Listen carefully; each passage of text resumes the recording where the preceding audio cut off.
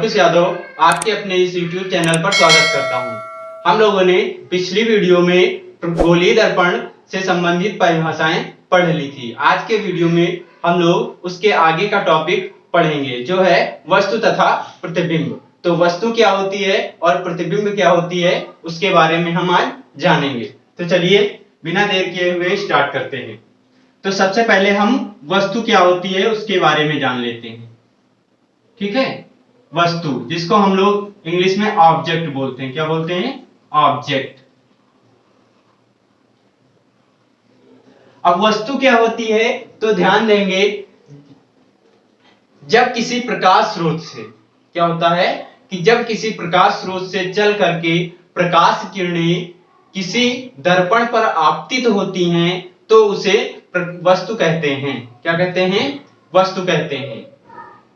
तो डिफिनेशन को हम यहाँ पे ध्यान पूर्वक लिख लेंगे। तो डिफिनेशन क्या लिखते हैं? लिखेंगे जिस प्रकाश स्रोत से चल कर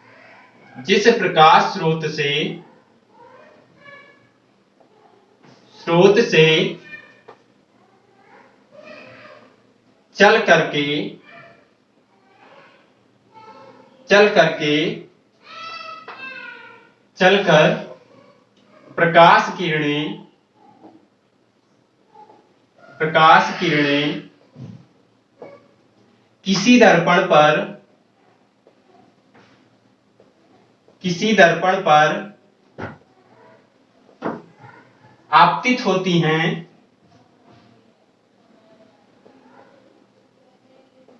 आपतित होती हैं उसे क्या कहते हैं? उसे वस्तु कहते हैं। उसे वस्तु कहते हैं।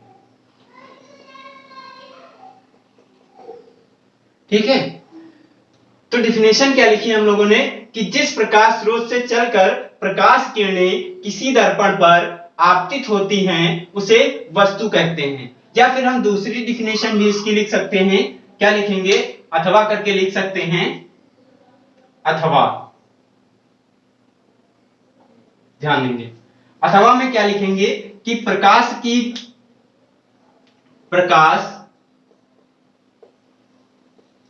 आपतित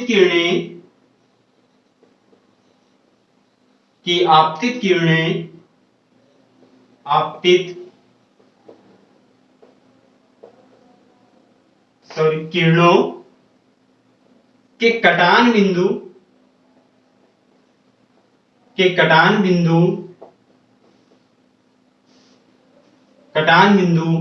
को वस्तु कहते हैं।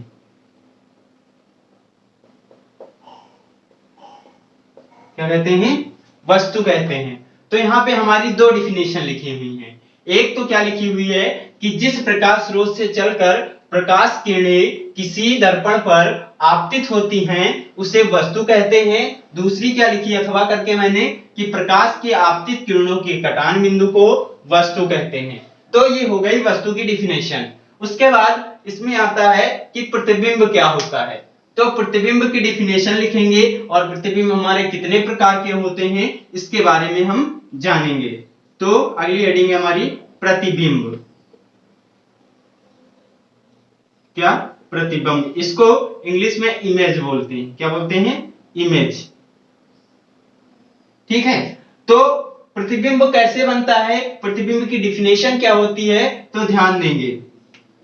क्या होता है कि परावर्तन के पश्चात या फिर कह सकते हैं किसी दर्पण से परावर्तन के पश्चात दो या दो से अधिक प्रकाश किरणें जब किसी बिंदु पर काटती हैं या काटती हुई प्रतीत होती हैं तो उसे हम क्या कहते हैं? उसे प्रतिबिंब कहते हैं। ठीक है, तो डिफिनेशन क्या लिखेंगे? डिफिनेशन लिखेंगे कि परावर्तन के पश्चात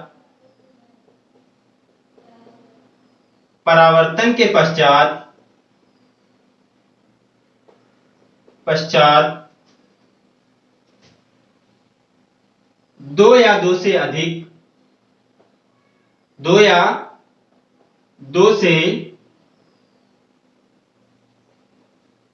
अधिक प्रकाश किरणें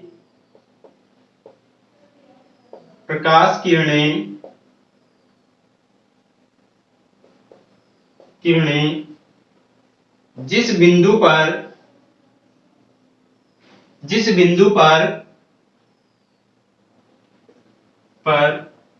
एक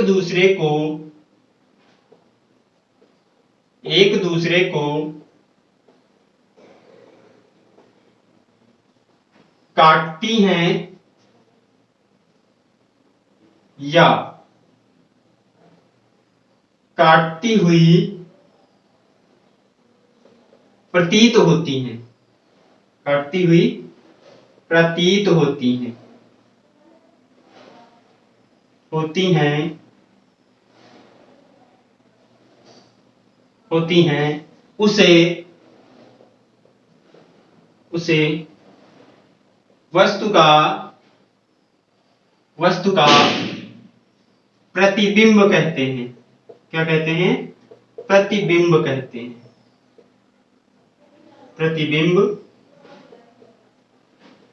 हैं। ठीक है, तो प्रतिबिंब के डिफिनेशन क्या है कि परावर्तन के पश्चात दो या दो से अधिक प्रकाश किरणें जिस बिंदु पर एक दूसरे को काटती हैं या काटती हुई प्रतीत होती हैं उसे वस्तु का प्रतिबिंब कहते हैं। ठीक है, तो ये हमारी हो गई प्रतिबिंब की डेफिनेशन। उसके बाद अब हम बात करते हैं कि हमारा प्रतिबिंब जो होता है वो कितने प्रकार का होता है। तो प्रतिबिंब हमारा दो प्रकार का होता है। कौन कौन सा होता है? ध्यान दीजिए। एक हमारा होता है वास्तविक प्रतिबिंब। क्या होता है? वास्तविक प्रतिबिंब।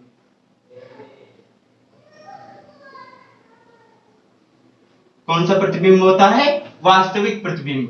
दूसरा हमारा होता है आभासी प्रतिबिंब।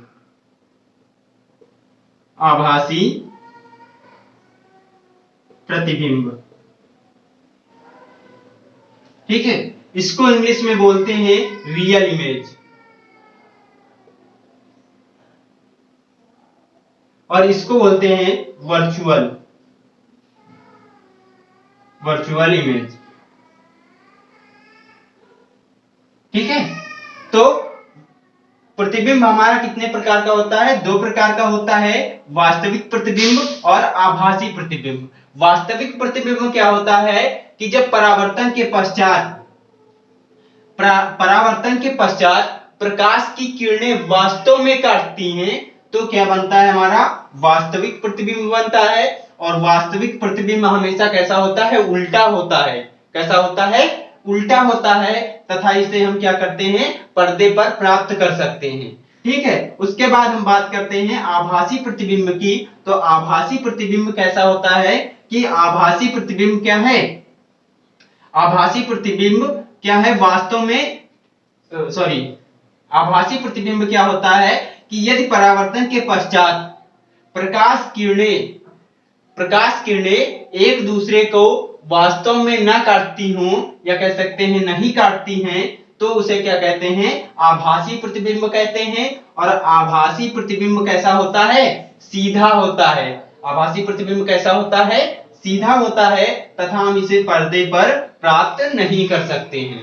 ठीक है, अब एक बात आपको कंफ्यूज कर रही होगी कि जब वास्तविक प्रतिबिंब कैसा होता है? उल्टा होता है, तो हमें ये कैसे, मतलब ये रियल इमेज कैसे होगा? मतलब वो जैसे हम लोग क्या करते हैं कि हम लोग प्रोजेक्टर वगैरह से देखते हैं, या कह सकते हैं आप टीवी वगैरह देखते हैं। ठीक है, तो आपको जो उस पे पिक्चर दिखाई जाती हैं वो कैसी दिखाई देती? सीधी दिखाई देती हैं। तो उसमें क्या होता है? उसमें लेंस लगा होता है जो क्या करता है कि इमेज को इन्वर्ट कर देता है, मतलब उसको बदल देता है, और उल्टे प्रतिबिंब को हमें कैसा दिखाता है? सीधा दिखाता है। तो इसे याद रखने का बेस्ट तरीका है कि आप याद रखें कि जो आभासी प्रतिबिंब होता है उसके लास्ट में क्या आता है? सी मीन्स हो गया सीधा प्रतिबिंब। और वास्तविक प्रतिबिंब कैसा होता है? उल्टा प्रतिबिंब होता है।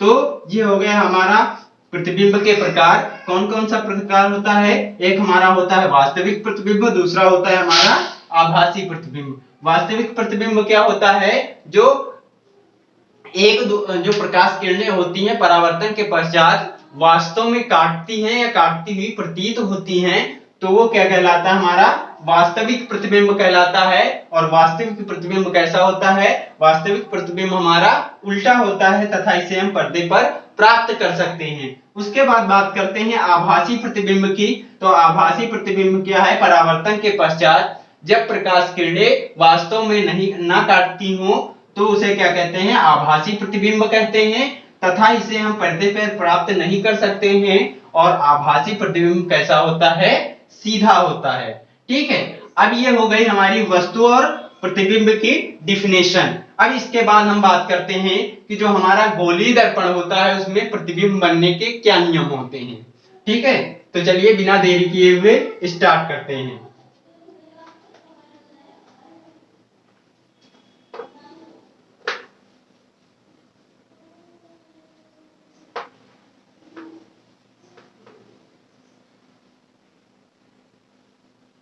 ध्यान दीजिए, अगली हेडिंग हमारी होगी गोलीय दर्पण।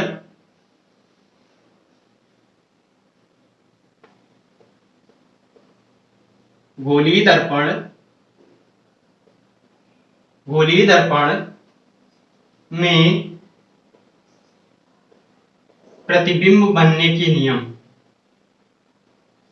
प्रतिबिंब बनने के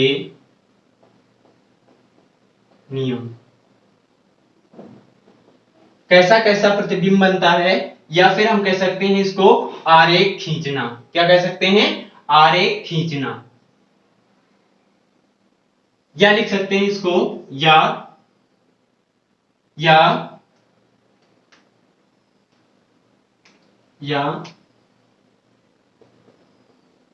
गोलीय दर्पण में प्रतिबिंब आरेख खींचना। प्रतिबिंब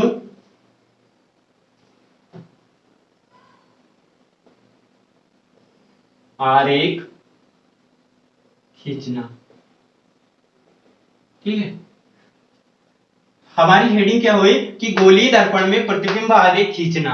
तो आरेख खींचने के मुख्यतः 4 नियम होते हैं। तो चारों नियम को हम बारी बारी से पढ़ेंगे। तो चलिए स्टार्ट करते हैं। तो पहला नियम क्या है, ध्यान देंगे। जैसे हमारा क्या है, ये हमारा कोई एक दर्पण है। अब ये कौन सा दर्पण है, ये हमारा अवतल दर्पण है। कौन सा दर्पण है, अवतल दर्पण है। ये इसका ध्रुव हो गया P, ये इसका मुख्य अक्ष हो गया। ठीक है, क्या हो गया, मुख्य अक्ष हो गया। ये इसका फोकस हो गया और यहां पे वक्रता केंद्र हो गया। ठीक है, अब ध्यान देंगे क्या होता है कि जब कोई प्रकाश किरण मुख्य अक्ष के समांतर आपतित होती है, क्या होती है, मुख्य अक्ष के समांतर आपतित होती है। ध्यान देंगे, ये हमारी एक प्रकाश किरण है, ये मुख्य अक्ष के समांतर होती है। तो परावर्तन के पश्चात मुख्य फोकस से लौट जाती है। कहां से लौट जाती है, मुख्य फोकस से लौट जाती है, कुछ इस प्रकार से। ठीक है, यह मुख्य फोकस से क्या होती है, लौट जाती है। तो ये प्रकाश किरण क्या हुई, दर्पण पर आपतित होने के पश्चात मुख्य फोकस से परावर्तित होकर लौट गई। तो लिख लेंगे यहां पर, ये मिरर हमारा हो जाएगा M1 M2। ठीक है, तो लिखेंगे इसमें, क्या लिखेंगे, जब कोई प्रकाश किरण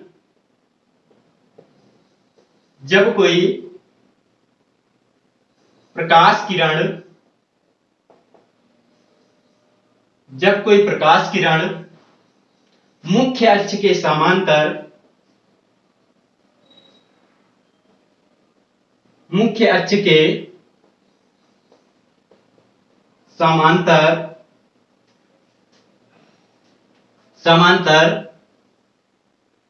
जब कोई प्रकाश किरण मुख्य अक्ष के समांतर आपतित होती है होती है तो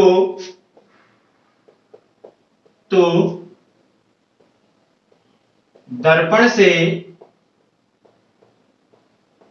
परावर्तन के पश्चात दर्पण से परावर्तन के पश्चात मुख्य फोकस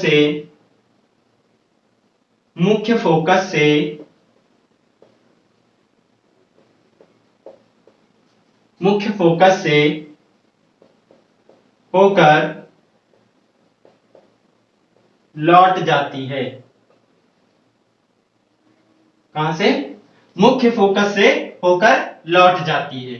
ठीक है, तो ध्यान देंगे क्या लिखा है हमने। पहला नियम क्या है इसका कि जब कोई प्रकाश किरण मुख्य अक्ष के समांतर आपतित होती है तो दर्पण से परावर्तन के पश्चात मुख्य फोकस से होकर लौट जाती है। तो दूसरा नियम क्या होता है? दूसरा नियम क्या कहलाता है? सेम इसका अपोजिट।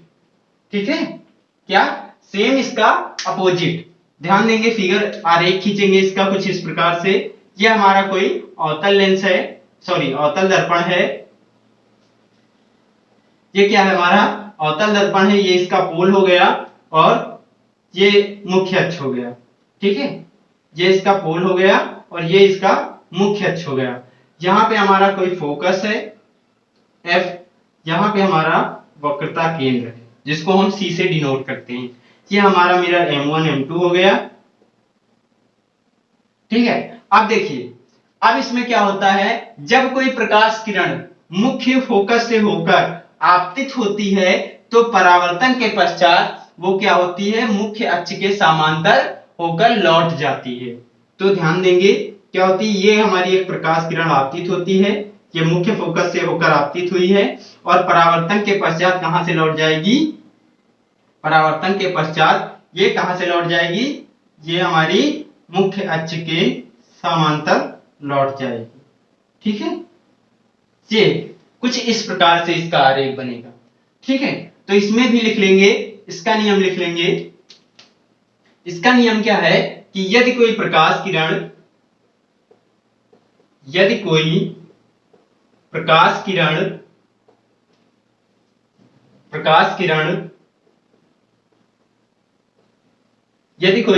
किरण वस्तु से चलकर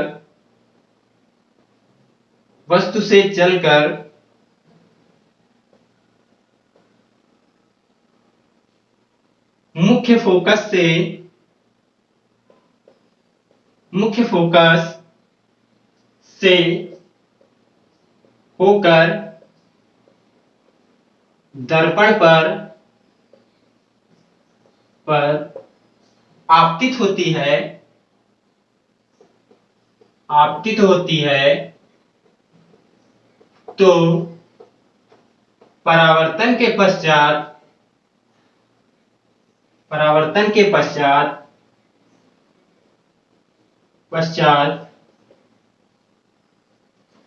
मुख्य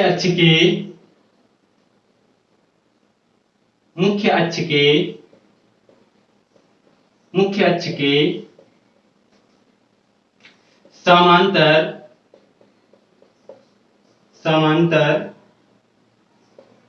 होकर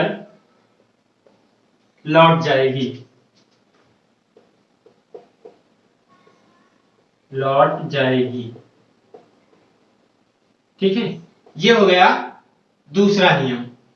क्या हो गया कि यदि कोई प्रकाश किरण वस्तु से चलकर मुख्य फोकस से होकर दर्पण पर आपतित होती है, सॉरी यहां पे छूट गया,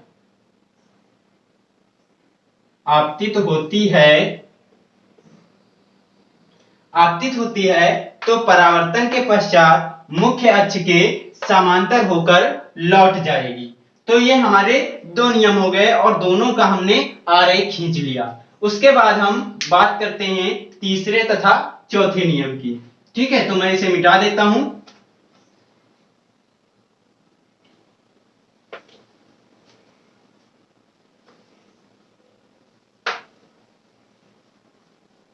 ध्यान देंगे।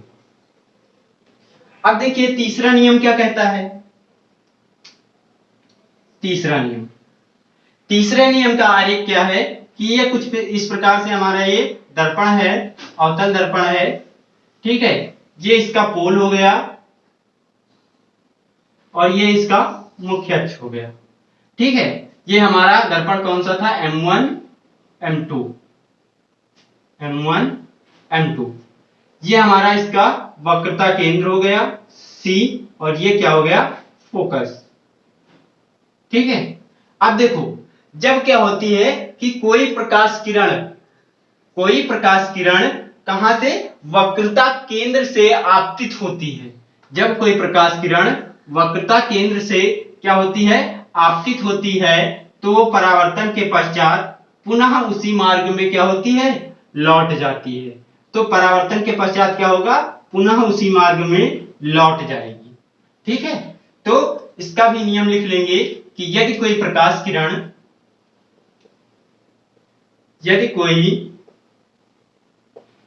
प्रकाश किरण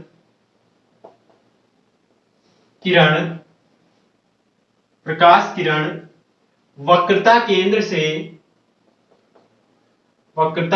है, तो परावर्तन के पश्चात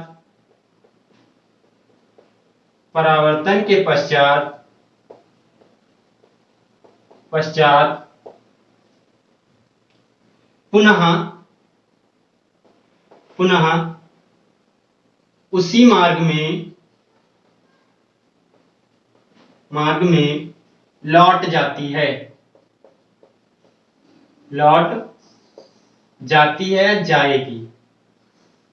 जाएगी,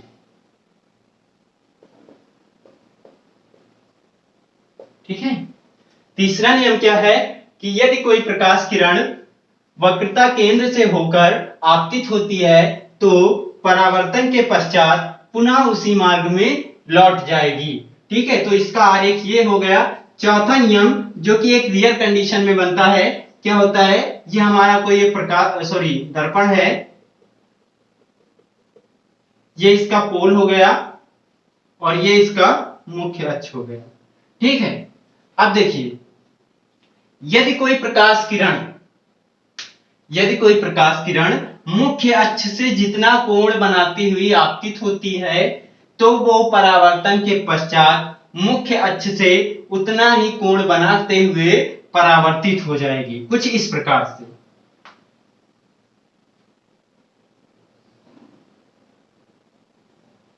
ठीक है। ये आपतित हुई और ये परावर्तित हो गई, तो जितना कोण ये बनाएगी उतने ही कोण के साथ ये परावर्तित हो जाएगी, ठीक है।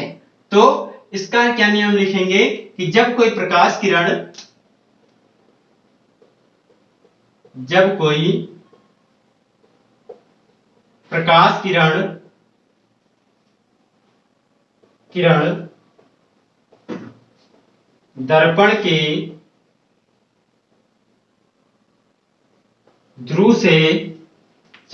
दर्पण के ध्रुव पर आपतित होती है,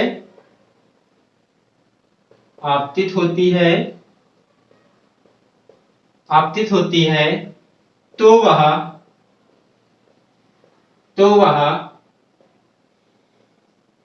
मुख्य अक्ष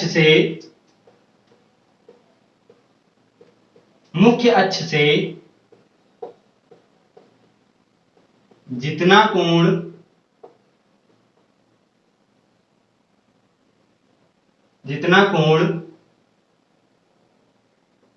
बनाती है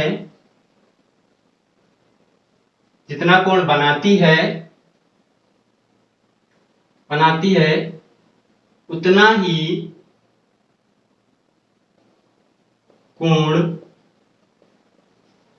ही कोण मुख्य अक्ष से बनाती हुई बनाती हुई परावर्तित हो जाएगी, परावर्तित